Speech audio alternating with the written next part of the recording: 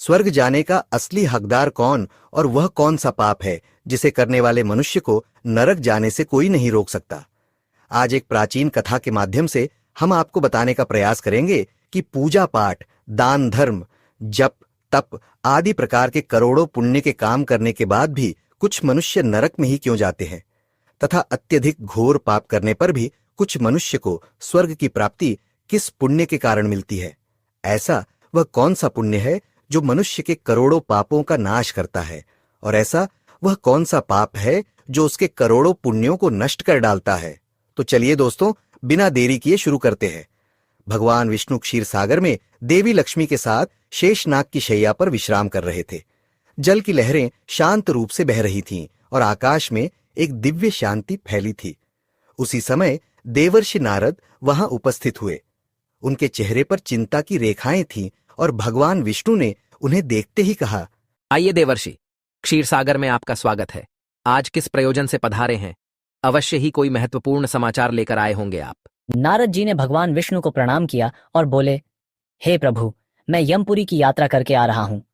वहां मैंने एक अद्भुत घटना देखी जो मेरी समझ से परे है। मैंने देखा कि कुछ पुण्यात्माएं नरक में जा रही थीं, जबकि कुछ पापी स्वर्ग में। यह देखकर मुझे बड़ा आश्चर्य हुआ। कृपया मुझे यह बताइए कि कौन नरक जाता है और कौन स्वर्ग, और यह कैसे तय होता है।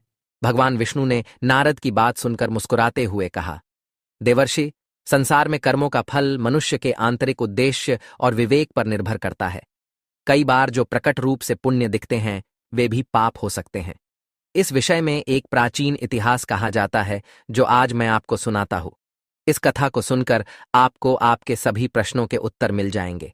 इसीलिए आप इस कथा को ध्यान से पूरा अवश्य सुनिए। जो भी इस कथा का श्रवण करता है उसके कोटि कोटि पाप नष्ट होते हैं और उसे विष्णु लोक की प्राप्ति होती है। देवर्षि कहते हैं, हे प्रभु, आपके मुख से इस कथा को सुनना मेरा सौभाग्य है।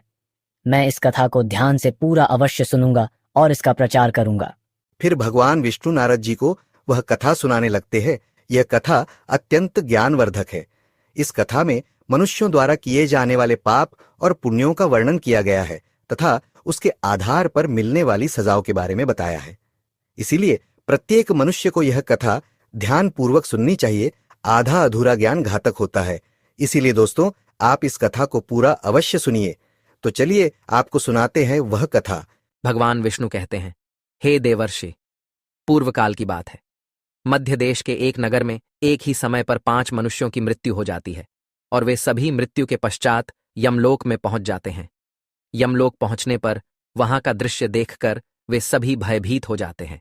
उनका अंग अंग कांपने लगता है। यमलोक में विशालकाय आकार वाले यमराज सुवर्ण से बने सिंहासन पर विराजमान होते हैं। उनके पास चित्रगुप्त बैठे होते हैं, जिनके पास सभी प्राणियों का लेखा जोखा रखा हुआ है। यम के दूत प्राणियों को आगे धकेल रहे होते हैं।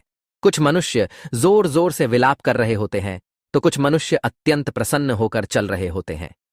स्वर्ग के द्वार से सुंदर प्रकाश दिखाई पड़ रहा होता है तो वहीं नरक के द्वार से धधकती हुई अग्नि की ज्वालाएं दिखाई पड़ रही होती है। इस भयानक दृश्य को देखकर वे पांचों एक दूसरे से बात करने लगते हैं और अपने अपने पाप के विषय में चर्चा कर रहे होते हैं।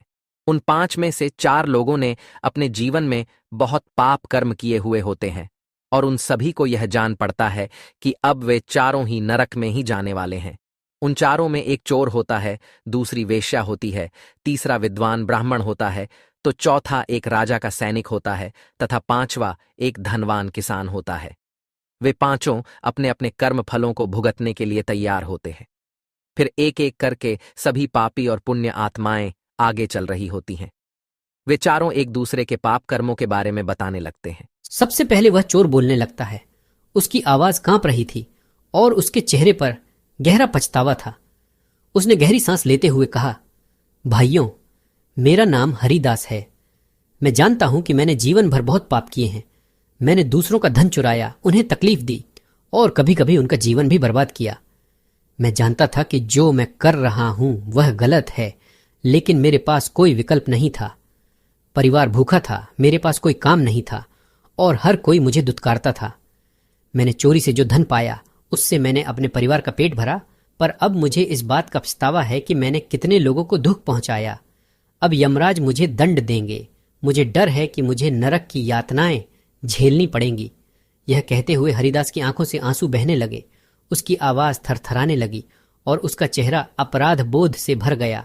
इसके बाद कमलिनी, जो एक वेश्या थी, अपनी व्यथा व्यक्त करने लगी। उसकी आवाज में भी दर्द और ग्लानि थी। उसने गहरी उदासी के साथ कहा, मेरा नाम कमलिनी है। मैं जानती हूँ कि शास्त्रों के अनुसार जो स्त्री कई पुरुषों से संबंध बनाती है उसे नरक में भेजा जाता है, लेकिन मैंने यह सब जानबूझकर नहीं किया। जब मैं छोटी थी, एक दुष्ट व्यक्ति ने मुझे जबरदस्ती उठाकर वेश्या बना दिया। मेरी इच्छा नहीं थी कि मैं यह जीवन जीऊं। मैं चाहती थी कि मैं किसी सम्मानजनक जीवन में होती, लेकिन मेरे पास कोई रास्ता नहीं था।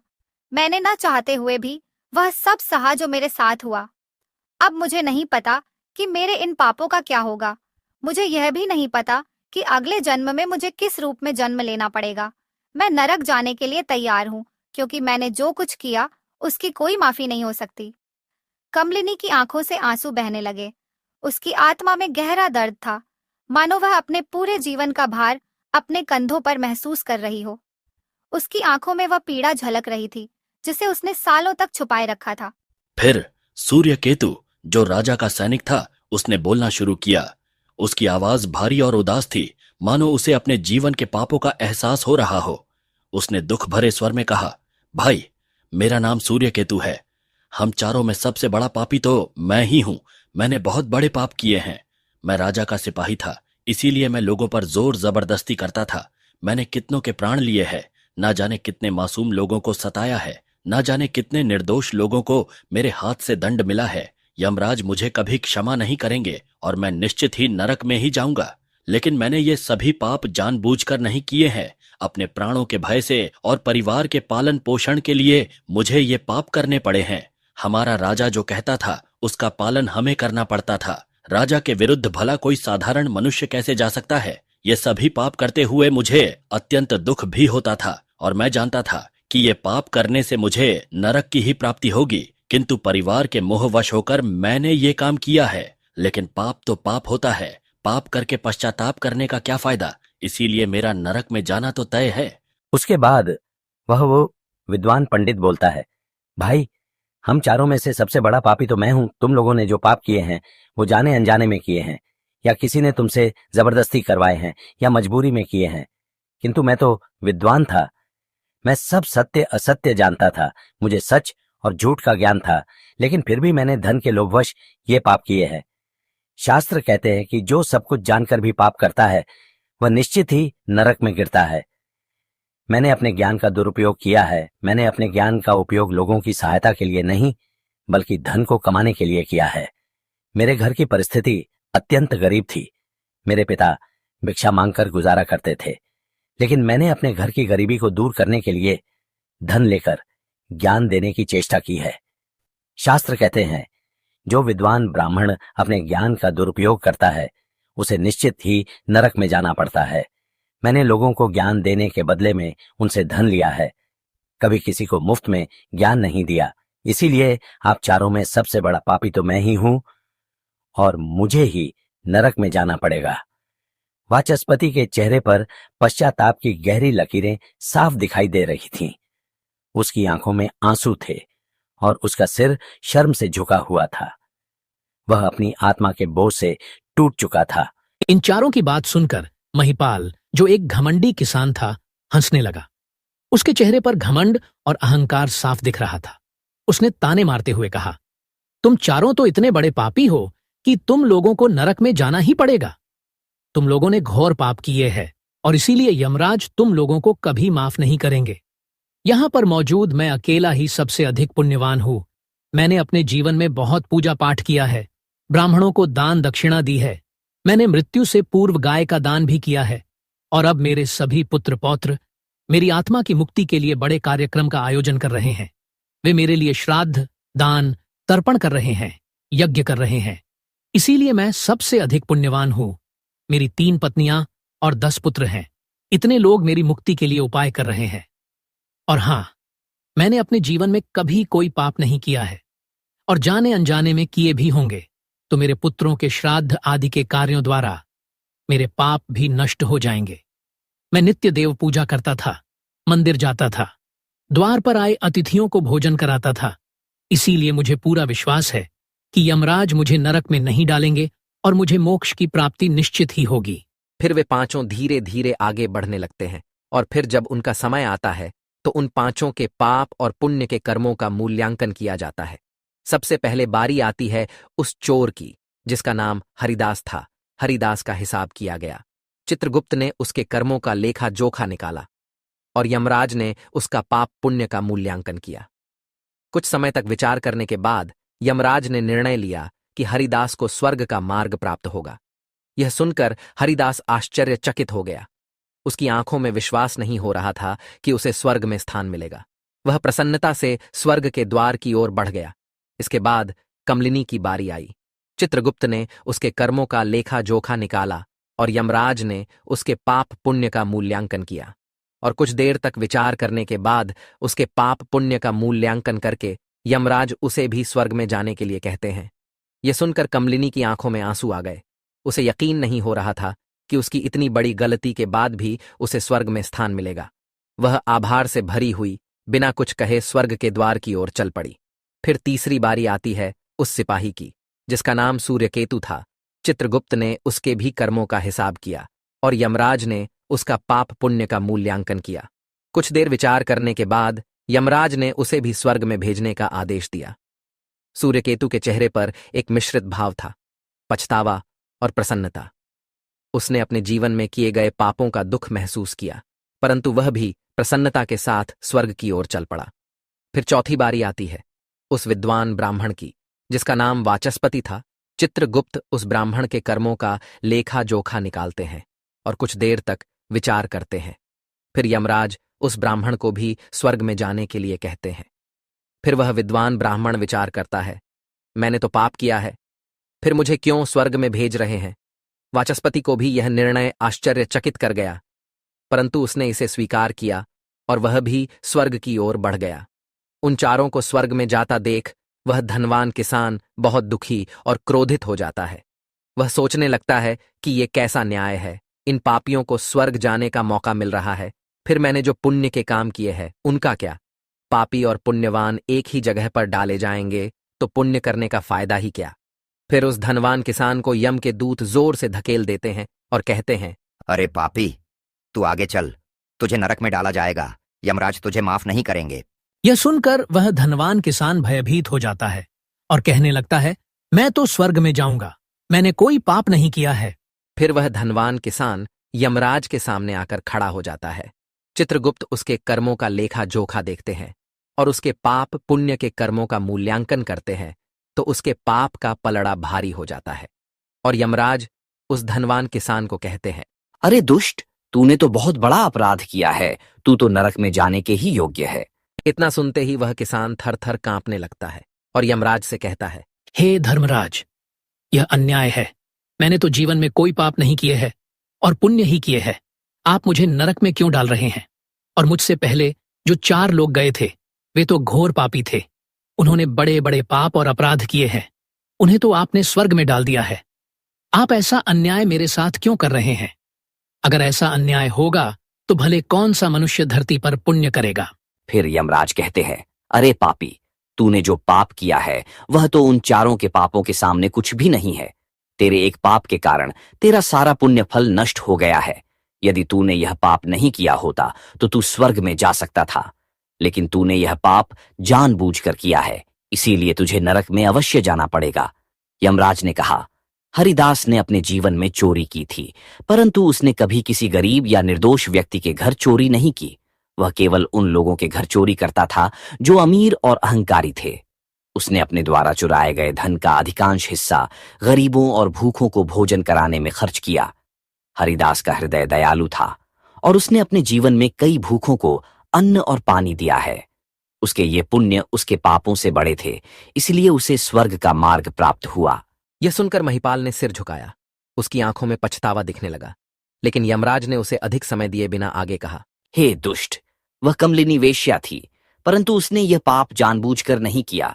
उसे जबरन वेश्यावृत्ति में धकेला गया था, लेकिन उसने अपने जीवन के अन्य समय में पशु पक्षियों और बेसहारा जानवरों की सेवा की।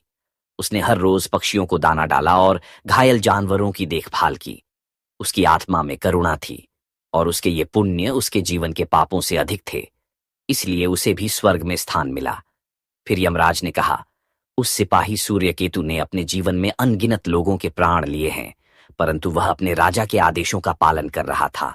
उसने कई बार अपनी आत्मा को यह समझाने की कोशिश की कि जो वह कर रहा है वह गलत है, लेकिन अपने परिवार की सुरक्षा और पेट पालने के लिए उसने यह काम किया। परंतु इसके बावजूद उसने कई बेसहारा लोगों की सहायता की। उसने कई बार गरीबों को भोजन कराया और अपने के पापों का पश्चाताप भी किया, इसीलिए उसके पुण्य उसके पापों से अधिक निकले और उसे भी स्वर्ग प्राप्त हुआ। महिपाल अब और भी अधिक शर्मिंदा हो गया। उसकी आंखों में पश्चाताप के आंसू थे, लेकिन यमराज ने उसे अपने अंतिम निर्णय के लिए तैयार किया। यमराज ने कहा, उस ब्राह्मण वाचस्पति ने अपने ज्ञान का दुरुपयोग किया था। उसने धन के लोभ में आकर अपने शास्त्रों के ज्ञान का व्यापार किया, परंतु उसने अपने जीवन में कभी किसी को मुसीबत में नहीं छोड़ा। उसने निर्धनों की सहायता की, गौ सेवा की और अपनी विद्या के माध्यम से कई लोगों का उद्धार किया। उसके ये पुण्य उसके पापों से बड़े थे, इसलिए उसे भी स्वर्ग का मार्ग प्राप्त हुआ। इतना सुनकर वह धनवान किसान बोलता है, हे धर्मराज, इन चारों ने जो भी पुण्य किए हैं वो तो मैंने भी किए हैं, बल्कि उनसे ज्यादा किए हैं। फिर भी मैंने ऐसा कौन सा पाप किया है जो मुझे नरक में भेजा जा रहा है?